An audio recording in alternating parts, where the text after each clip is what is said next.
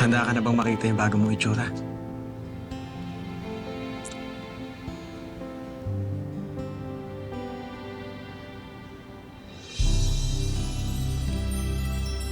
Worth it ang lahat. Maraming salamat. Pero, hindi ko alam kung paano ko ito babayaran. Wala kang dapat ipag-alala. Bukal sa loob ko ang lahat ng ito. Dahil gusto kita. Gusto mo ako? Oo, at nga pala yung kaso mong cyber libel, naayos ko na yun. Wala na. Hindi ka na nila magagalaw. Ako na ang sandalan mo. Tonyo, maraming salamat. Diba?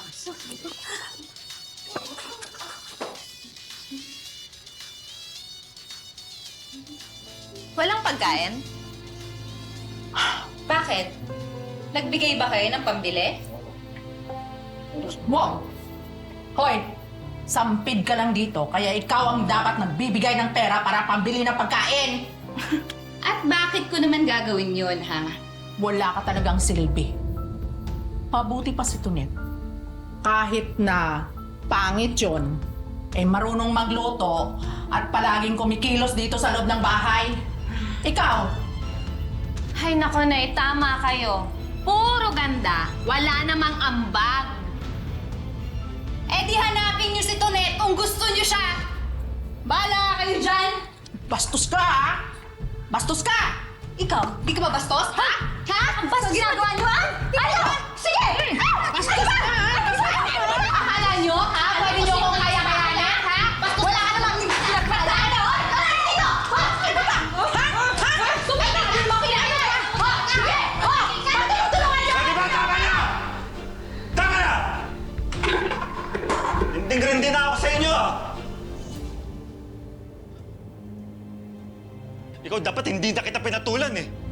At sana hindi ko na kayo pinatira lahat dito. E di sana okay pa kaming dalawang mag-asawa ngayon.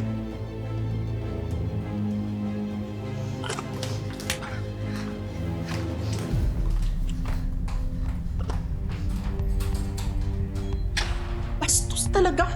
Hayaan niyo na siya, Nay. Buti nga yung lumayas na siya. Pwede ba tumahimik ka na?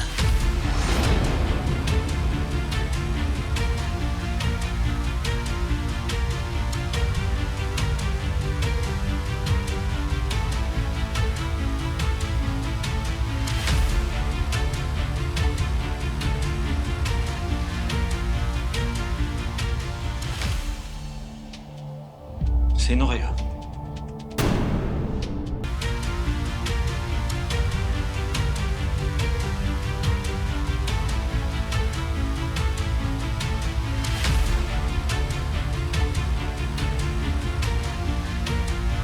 Sino kayo? Trespassing kayo ah.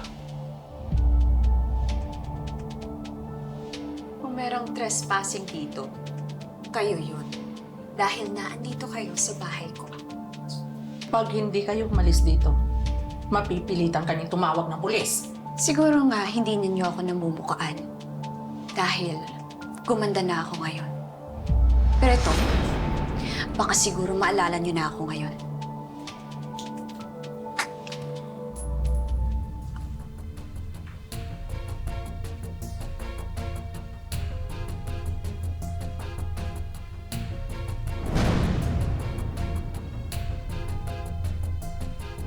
Yung wedding ring nito. Tonet? Yung babae na dati ninyong inaapi, umiba na yung itsura ngayon. Paano? Pinago ko yung mukha niya.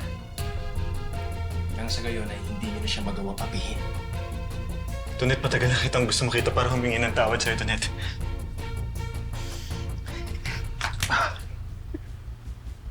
Tigilan mo nga ako, Ivan. Hindi mo na ako madadaan sa mga pambobola mo. May restraining order na ako laban sa inyo. Kaya kung ako sa inyo, lumayas na kayo!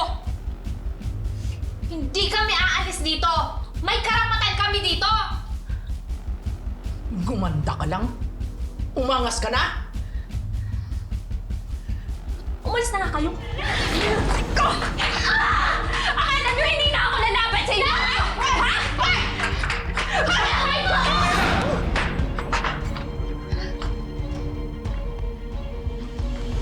Para sa lahat ng kawalang yaan na ginawa ninyo sa akin dati! Dahil sa lahat ng ginawa ninyo sa akin! Ano? Gusto nyo kayo isusunod? Ha? Kaya kung ako sa inyo, umalis na kayo dito sa bahay namin! Umalis na kayo, Ivan. Dahil wala na akong natitira pang awa para sa inyo.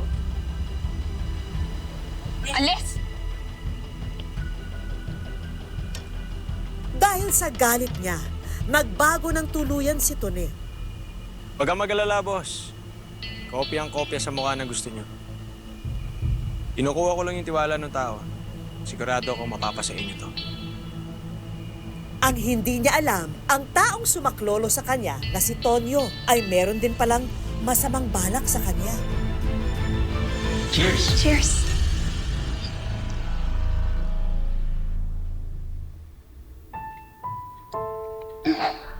Di ba sabi ko naman sa'yo, balang araw hihingi ako ng pabor sa lahat ng ito. Gusto ko na sana sabihin ko ano yung kapalit. Tonyo, kung tungkol to sa nararamdaman mo sa akin, pwede ba humingi pa ng konting panahon? Sobrang sakit kasi nung ginawa ni Ivan sa akin. Kaya parang hindi ko pa kaya magmahal ulit.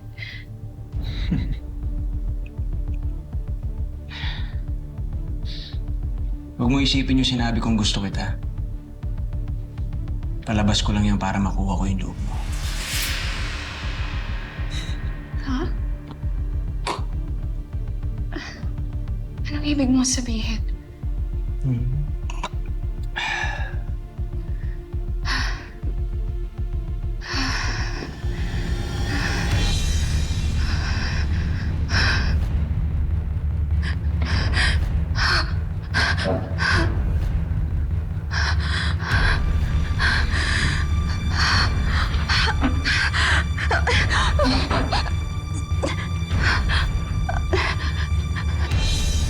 Huwag kang mag-alala, Tonet. Makakabayad ka na sa lahat ng utang na loob mo sa akin.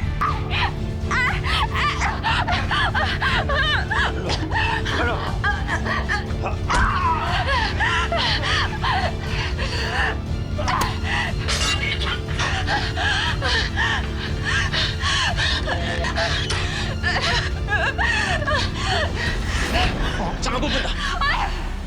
Tonyo mo sa mga kapalat na walang iya ka! Ikaw na lumaban! Ito na yung kabayaran sa lahat ng utang na loob mo sa akin. Ha? Ikaw na lumaban. Sige na! Pumasok ka doon sa loob! Tawan mo ako! Tawan! Pumasok ka doon! Ivan! Wag! Tonyo! Ano si Jay? Tonyo, wag! Ivan.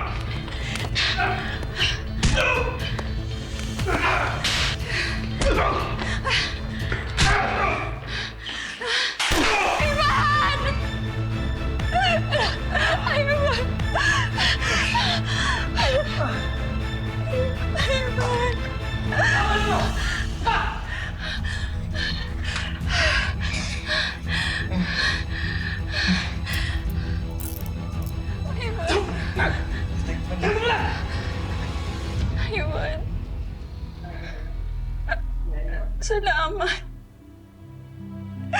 Okay ka lang. Wala yan. Kulang pa yun sa lahat ng nagawa ko sa'yo. Sabi ko naman sa'yo, di ba?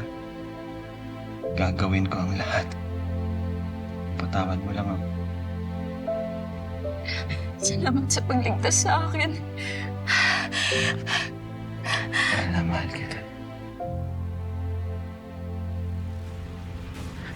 Ivan! Ivan! Tulong! Dan kita sa ospital! Tulong po!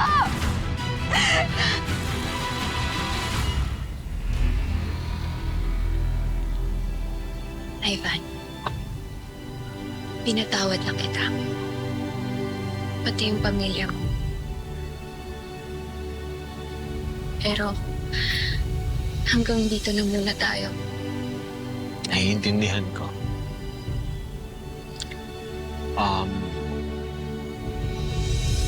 Sorry. Aantayin ko. Aantayin ko. Hindi ako susuko.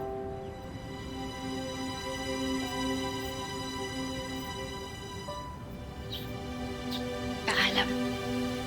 Mag-ingat ka.